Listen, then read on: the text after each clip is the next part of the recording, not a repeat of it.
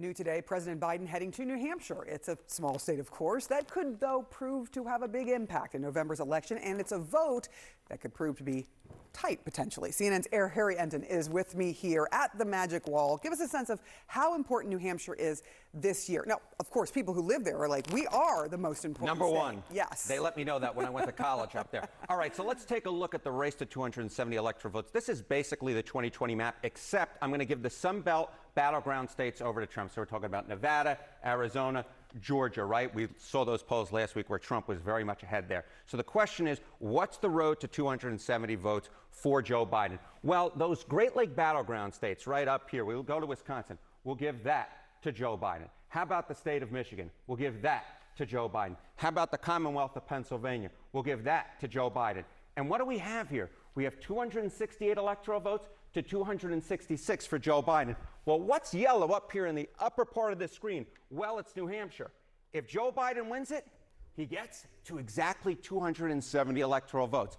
But if Donald Trump wins it, now Donald Trump wins with 272 electoral votes. And if you're thinking this idea that New Hampshire could make all the difference in the world is crazy, why don't we go back to election 2000, right? In this particular election, what happened? George W. Bush won by the slimmest of margins up in the state of New Hampshire. If Gore had won the state of New Hampshire, guess what? We would have had very different history. Al Gore would have won the presidency. It's the one time since 1992 in which a Republican won it, and it elevated George W. Bush to the White House. Yeah, there was more hanging chads that he got in Florida and ended up winning the race.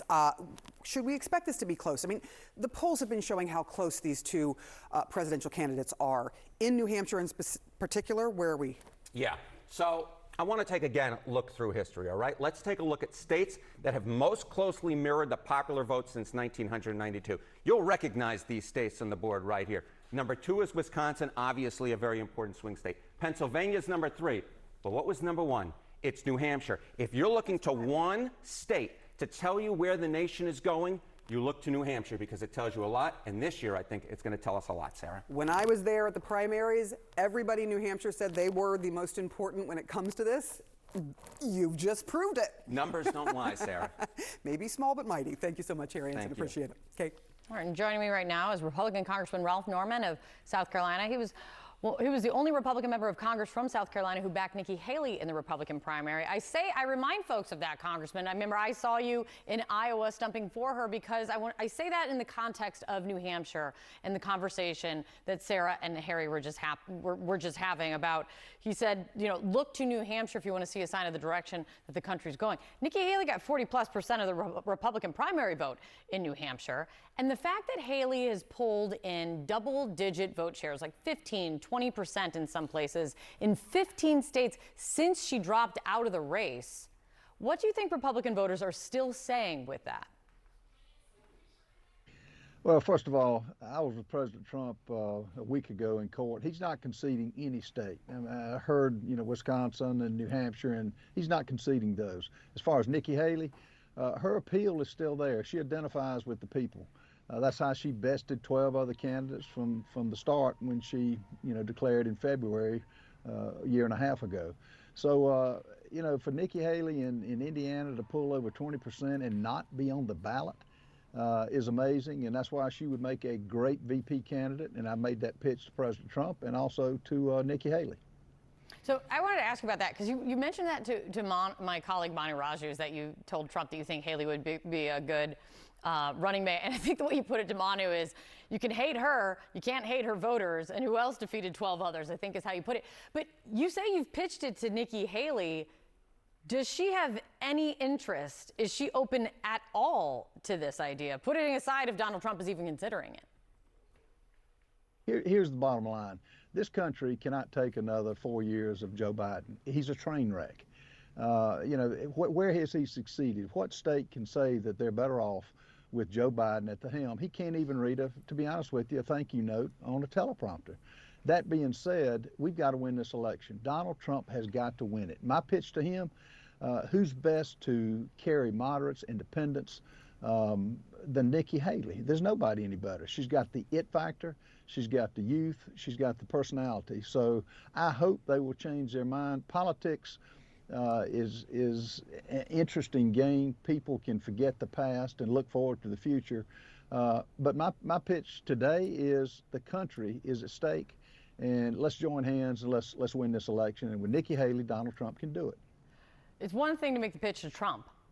I'm quite interested in if Nikki Haley would even be open to the idea. Do you get the sense, if you're a betting man, and I don't know you well enough to know if you are, if you're a betting man, do you think she is open right now to the pitch that you're making to her?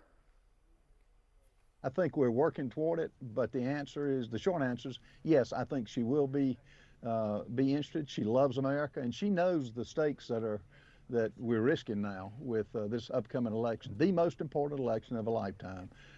Socialism versus a free economy versus versus freedom, to be honest with you. So you mentioned it, you were among Republican lawmakers who traveled to New York last week to show your support of Donald Trump at his criminal trial. Republican Senator Mitt Romney, he spoke to my colleague Manu once again about what he thought of you all doing that. Listen to this.